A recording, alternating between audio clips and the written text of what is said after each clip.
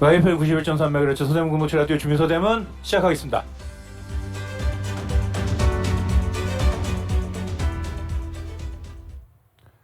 네, 안녕하세요. 주민서대문 황원입니다. 네, 차승현입니다. 네, 한 주 동안 어떻게? 뭐 저야 잘 지내고 있는데 요즘 눈이 많이 내리네요. 맞아요. 날씨가 눈이 그날 제가 운전을 했거든요. 형 네, 운전 잘 못하잖아요.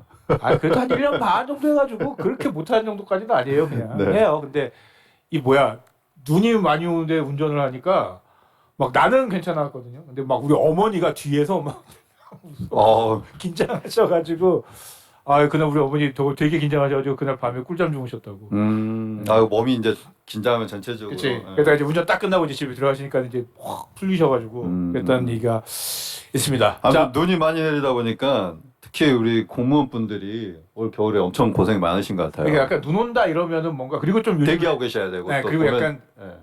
기사가 약간 좀 이렇게 재난과 관련된 걸 조금 이제 우리가 조금 더 이제 좀 예민하게 받아들인다고. 그러니까 요즘에 점점 기후에 관련돼서 그렇게 흘러가다 보니까 좀 눈이 좀 온다 하면은 굉장히 이제 막 그 언론이나 이런 데서도 이제 굉장히 열심히 이제 좀 조심해야 된다, 뭐 주의해라 이런 얘기가 나오니까 사실 이거를 이제 대처하기 위한 분들이 고생을 하시는 건 맞는 것 같습니다. 네, 그러다 보니까 눈은 많이 내리긴 하는데 생활에 불편함이 없을 정도로 잘 치워지고 또 잘 녹더라고요 요즘.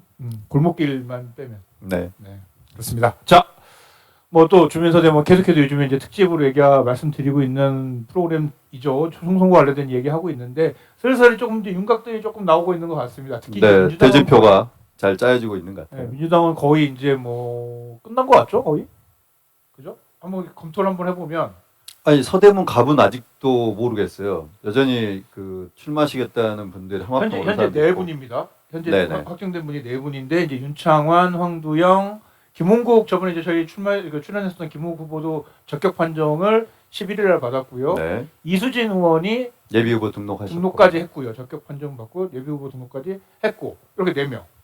근데 또 뭐 거기에 또 이제 또 더 나오시겠다는 사람이 끊이진 않고 있어요. 무주공산이다 보니까는 뭐 굉장히 많은 분들이 또 뭐 올 가능성이 있겠죠. 그러기도 하고 여전히 전략 가능성이 남아 있기도 하고. 이 어쨌든 전략 지역구잖아요. 그러니까 그거는 뭐 저도 뭐라고 말을 할지 모르겠어요. 전략 가능성이라고 얘기하는 건 그냥 단수 추천. 그럴 수 있죠. 네, 지금까지 한 표 오르지 않은 분 중에 네. 누군가가 이제 출마를 이제 낙점이 될 수도 있죠. 그러면은 뭐 그럴 수 있어요. 전략은 원래 그런 거니까요. 그러니까. 일쪽은 문석진 전 구청장, 김영호 의원. 네. 말고는 뭐 여기는 뭐 없는 것 같죠. 뭐 여기는 그 외에는 조용한 것 같고요. 네, 그렇습니다. 이제 그 외에 진보당 같은 경우가 갑자기 1년 전에 이미 선출이 돼서 예비 후보 등록이 다 마치셨죠. 지난 방송에서 소개드렸던 손솔 네. 대변인 서대문 갑. 네, 공동위원장이고요. 그다음에 을쪽은 전진희 공동위원장. 네. 이렇게 두 분이 확정됐죠, 여기는. 여긴 이미 예비 후보 등록하였고 네. 뛰고 계시고 정의당은 지금 비대위 위원도 하고 있고 서울시당 위원장도 하고 있는 정재민 위원장이 이제 서대문 내려서 좀 뛰겠다고 했던 것 같은데 오히려 활동량이 점점 떨어지고 있는 느낌. 네. 그래서 아직 소식이 좀 잘 안 들리네요. 이 정도 소식이면 안 한다고 봐야 돼. 안 된다가 아니라 안 한다고 봐야 되는 거 아닐까요? 정의당의 당 전체의 전망이 어떻게 될지 잘 모르겠어서 뭐 섣부르게 판단은 어려운데 어쨌든 지역에서의 활동이 좀 포착되는 것 같진 않아요. 그렇습니다. 자, 그러면은 우리가 지금까지 이게 얘기했던 건 사실은 궁금했던 거가 이제 여당 빼놓고 야당의 흐름만 그렇지. 얘기한 거고. 야당은 다 말씀드렸고 대충 이게 좀 흐름이 좀 보이기도 하고 정리가 되는 건데 들으시는 뭐 청취자 여러분들도 뭐 시청자 여러분도 뭐 들으신 바 있으실 텐데 국민의힘 참 궁금하다 싶으실 것 같아요. 네네.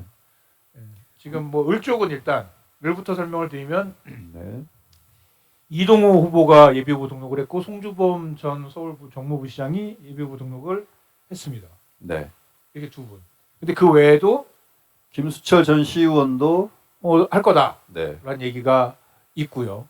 이거 3명 말고 또 딱히 또 들리는 얘기는 없는 것 같아요. 뭐 현재까지는 저도 그런 것 같고요. 그렇죠. 네. 네.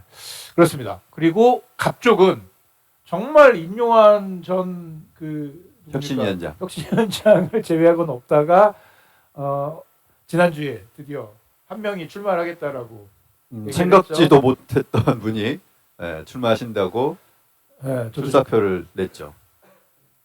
협조를 했는데 이제 이경선 구의원이 네, 서대문 구의 의원이 삼선 의원. 그럼 삼선인가요 벌써? 그렇죠. 아 그러네요. 삼선 네. 의원이네요.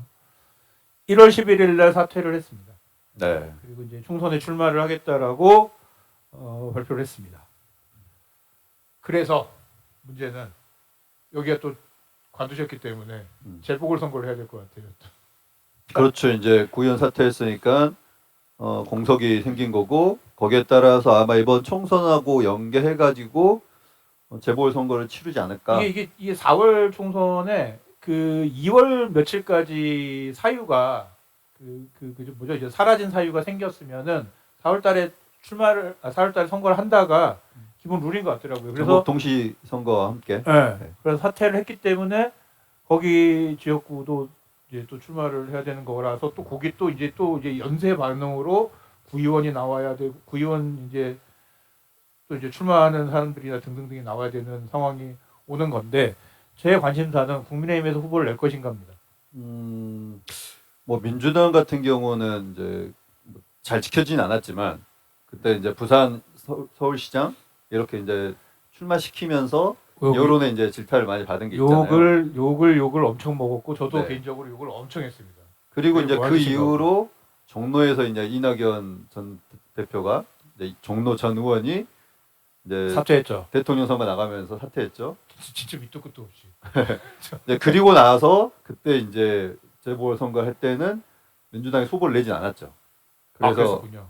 그래서 이제 국민의힘의 최재형 의원이 거기에 이제 종로에 당선이 된 사례가 있고요. 네네. 그래서 민주당은 전에 그런 이제 사례가 있기 때문에 당의 귀책 사유로 인해서 뭐 지금처럼 후보가 이제 그 현직이 사퇴한다고 했을 때 후보를 안 내는 게 어느 정도 이제 좀 자리 잡은 것 같고. 뭐그 서대문구만 놓고 보면 예전에 2020년에 이만솔 정의당 구의원이 내팽개치고 이제 비례로 나간다고 해서 물론 결론은 안 좋았지만 어쨌든 사퇴를 하는 바람에 정의당에서도 후보를 안 냈었죠 그때. 근데 이제 국민의힘 같은 경우는 얼마 전에 있었던 강서 보궐선거 같은 경우에 네. 그때도 이제 국민의힘의 사실상 귀책 사유인 거잖아요. 현직 구청장이 판결을 그랬던 거고. 그건 뭐 용산에서 하라고 했대네. 네, 뭐 이제 구형까지는 제가 모르겠죠. 어쨌든 그 흐름이 있다는 거죠. 그래서 지금 말씀하셨던 것처럼 요즘에 이제 당의 흐름상 다른 이제 대부분의 당의 흐름상은 그 당의 규칙 사유가 있을 때는 후보를 안 내는 경향성이 있어요. 네, 어쨌든 그런 경향성은 조금 지켜지는 거였었고 사실은 그게 안 지켜져서 욕을 더 많이 먹었던 분위기가 좀 만들어진 건 맞는 것 같아요. 그래서 이제 이번에 네. 어떻게 할지는 이제 좀 바로미터가 될 수는 있겠죠. 네.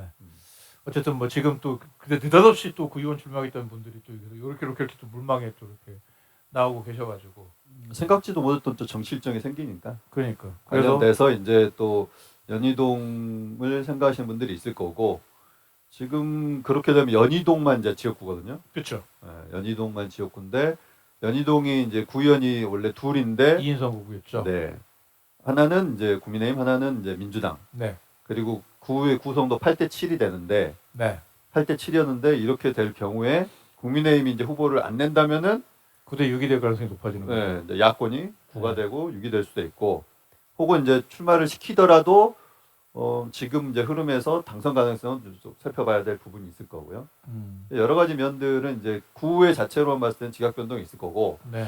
우선 우리 방송은 지금 이제 총선을 좀 집중적으로 보는 거기 때문에 네네. 총선에서 서대문 갑에 이경선 전 의원이 후보가 될 수 있을 것인가는 별로 또 쉬워 보이진 않아요.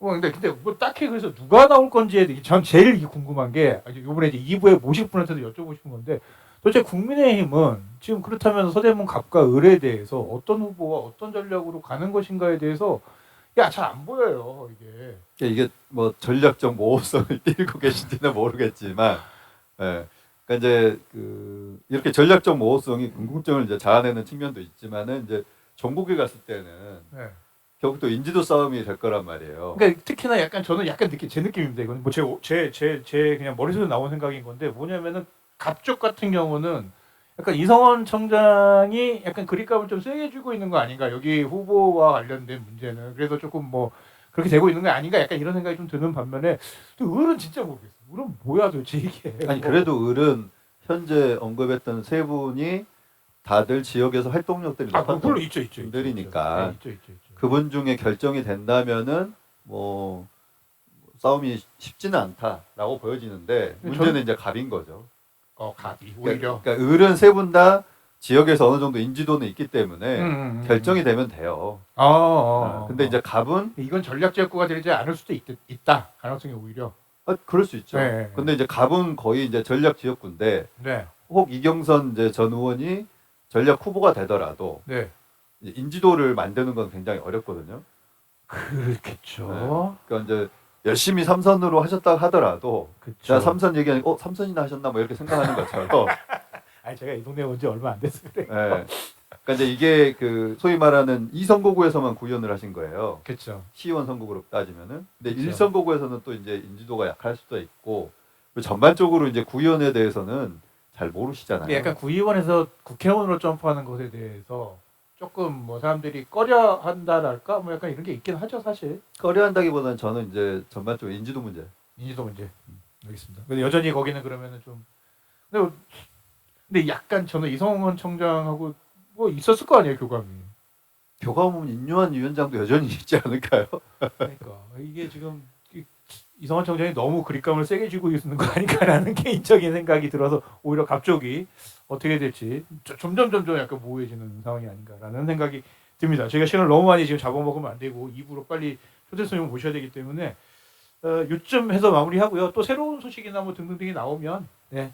그리고 이제 우리가 또 이경선 이제 출마 의지를 밝히셨으니까 또 모셔야 되네요. 거기도 되고 나면 이제 모셔서 본격적으로 한번 들어보는 시간 가지면 될 것 같아요. 예, 그러겠습니다. 자, 2부 1부 여기서 마치고요. 2부 이제 모셔야 되는데 노래 듣고 모실 텐데요. 노래는 이문세가 부릅니다. 광화문 연가 듣고 오시겠습니다.